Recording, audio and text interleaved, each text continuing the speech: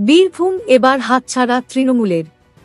অবশেষে ফাইনাল খেলাটা খেলে দিল বিজেপি। গোটা রাজ্যের মধ্যে ক্ষমতায় আসার পর যদি সবথেকে ভালো কোনো জেলার সংগঠন তৃণমূলের পক্ষ থেকে থাকে তাহলে তা ছিল বীরভূম।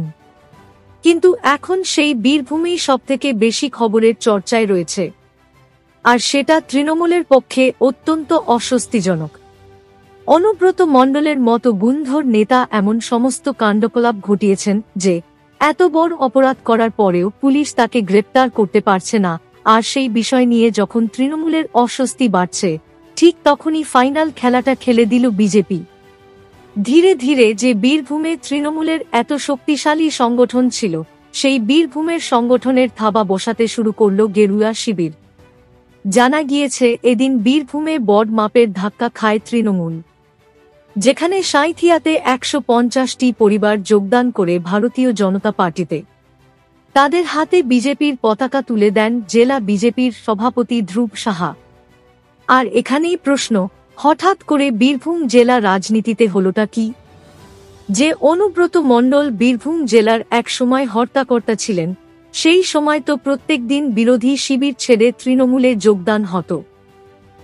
আর সেই অনুব্রত মণ্ডল বিতর্কের মুখে পড়তেই এবং বীরভূম জেলায় তৃণমূলের অন্দরমহলে গোলযোগ শুরু হতেই কেন পাল্টে যাচ্ছে খেলা?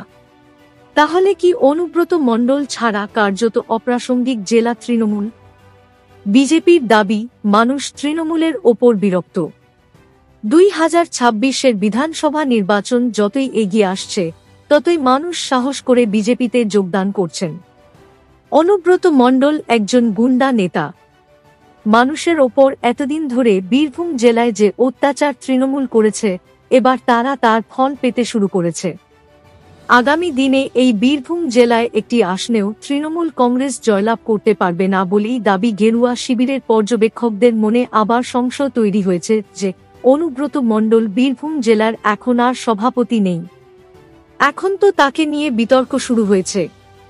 কিন্তু কিছুদিন আগে তৃণমূলের যখন নতুন কমিটি হলো, তখন তাকে শুধুমাত্র কোর কমিটির সদস্য রাখা হয়েছিল, যেখানে সদস্য পদে রয়েছেন তার বিরোধী গোষ্ঠীর নেতা বলে পরিচিত কাজল শেখও। ফলে দুই শিবিরের মধ্যে একটা ঠান্ডা লড়াই চলছিল। আর সেই জায়গায় দাঁড়িয়ে এবার অনুব্রত মণ্ডলকে নিয়ে বিতর্ক শুরু হতেই কি ঘুরিয়ে অনুব্রতবাবুই এই সমস্ত যোগদান করাচ্ছেন? তিনি কি বিজেপির পাল্লা ভারী করিয়ে দলের কাছে বার্তা দিতে চাইছেন যে তাকে অপ্রাসঙ্গিক করে দেওয়া হলে বীরভূম জেলায় অপ্রাসঙ্গিক হয়ে যাবে তৃণমূল? প্রশ্ন উঠছে রাজনৈতিক মহলে।